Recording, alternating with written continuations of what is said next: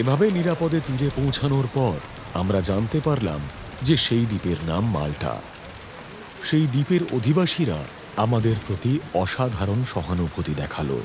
সেই সময় বৃষ্টি পড়ছিল, শীতও পড়েছিল, তাই তারা আগুন জ্বেলে আমাদের সবাইকে অভ্যর্থনা জানালো।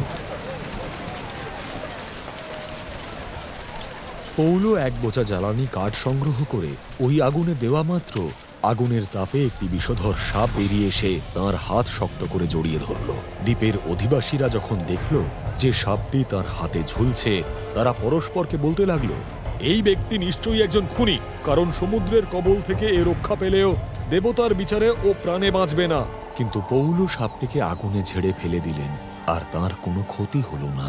লোকেরা ভাবছিল তিনি ফুলে উঠবেন বা হঠাৎই মারা গিয়ে মাটিতে পড়ে যাবেন, কিন্তু দীর্ঘ সময় প্রতীক্ষা করেও কোনো অস্বাভাবিক ঘটনা তাঁর প্রতি ঘটতে না দেখে তারা তাদের মত বদল করে বলল যে তিনি একজন দেবতা।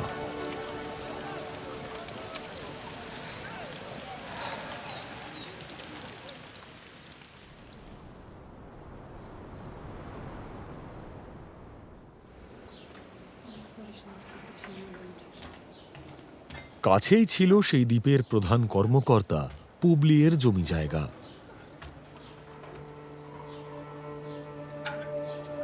তিনি আমাদের তাঁর বাড়িতে স্বাগত জানালেন এবং 3 দিন যাবৎ আমাদের অতিথি আপ্যায়ন করলেন।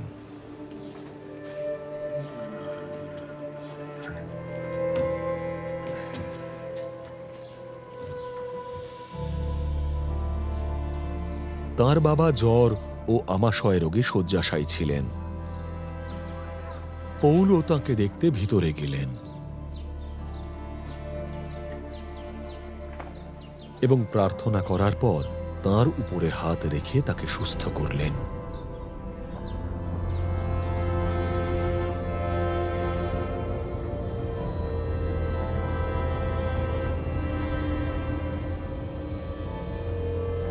এ ঘটনা ঘটার পর সেই দ্বীপের অন্যান্য রোগীরাও এসে সুস্থতা লাভ করল।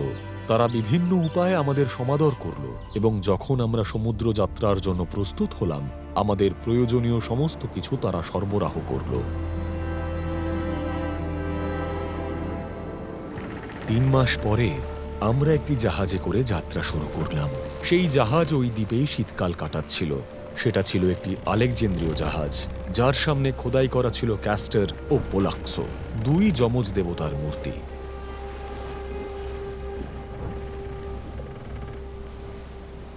আমরা সুরাকুশে জাহাজ লাগিয়ে সেখানে 3 দিন থাকলাম। সেখান থেকে আমরা সমুদ্র যাত্রা করে রিগিয়ামে পৌঁছালাম।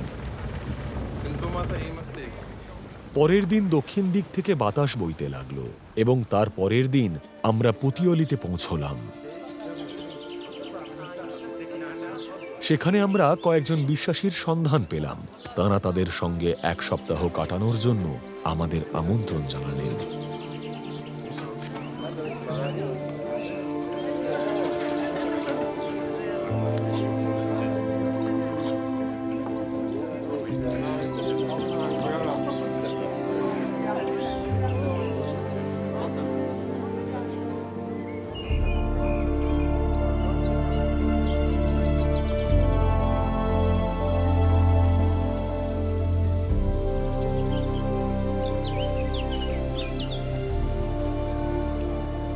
আর এভাবে আমরা রোমে পৌঁছালাম।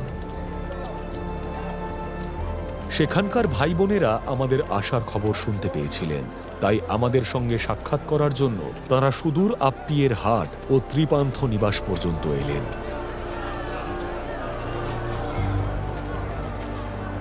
তাঁদের দেখে পৌলো ঈশ্বরকে ধন্যবাদ দিলেন ও উৎসাহিত হলেন।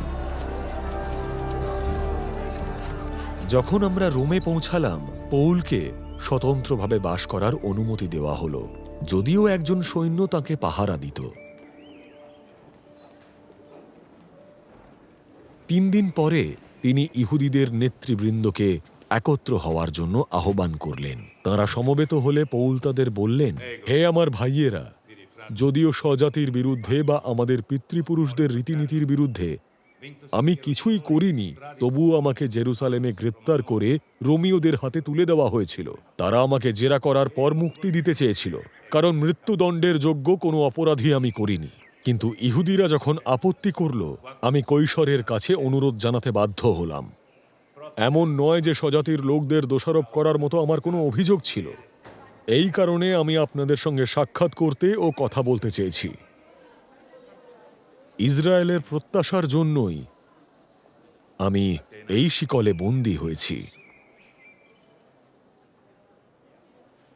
তারা উত্তর দিলেন, আমরা আপনার সম্পর্কে জিহুদিয়া থেকে কোনো পত্র পাইনি। সেখান থেকে আসা কোনো ব্যক্তি আপনার বিষয়ে কোনো খারাপ সংবাদ দেয়নি বা কোনো খারাপ কথাও বলেনি। কিন্তু আপনার দৃষ্টিভঙ্গি কি প্রকার তা আমরা শুনতে চাই, কারণ আমরা জানি সর্বত্র লোকেরা এই দলের বিরুদ্ধে কথা বলে।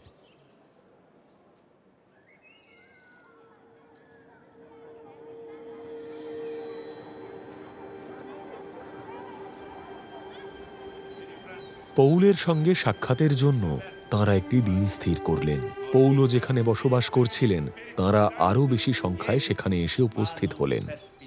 সকাল থেকে সন্ধে পর্যন্ত তিনি তাদের কাছে ঈশ্বরের রাজ্য সম্পর্কে ব্যাখ্যা ও প্রচার করলেন। তিনি মোশির বিধান ও ভাববাদীদের গ্রন্থ থেকে যিশুর বিষয়ে তাদের মনে বিশ্বাস জাগানোর চেষ্টা করলেন। তিনি যা বললেন তা শুনে কেউ কেউ বিশ্বাস করলেন, কিন্তু অন্যরা বিশ্বাস করলেন না। তাদের নিজেদের মধ্যে মতবিরোধ হওয়ায় তাঁরা সেই স্থান ত্যাগ করতে লাগলেন।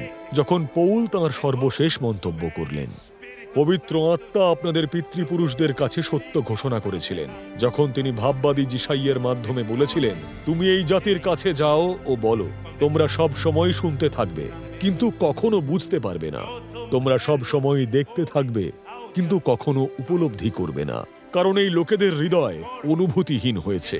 তারা কদাচিৎ তাদের কান দিয়ে শোনে, তারা তাদের চোখ মুদ্রিত করেছে, অন্যথায় তারা হয়তো তাদের চোখ দিয়ে দেখবে, তাদের কান দিয়ে শুনবে, তাদের মন দিয়ে বুঝবে ও ফিরে আসবে, যেন আমি তাদের আরোগ্য দান করি। সেই কারণে আমি আপনাদের বলতে চাই যে ঈশ্বরের পরিত্রাণ অ-ইহুদিদের কাছে পাঠানো হয়েছে, আর তারা তা শুনবে। তিনি একথা বলার পর ইহুদিরা নিজেদের মধ্যে তুমুল তর্ক বিতর্ক করতে করতে সেই স্থান ত্যাগ করল।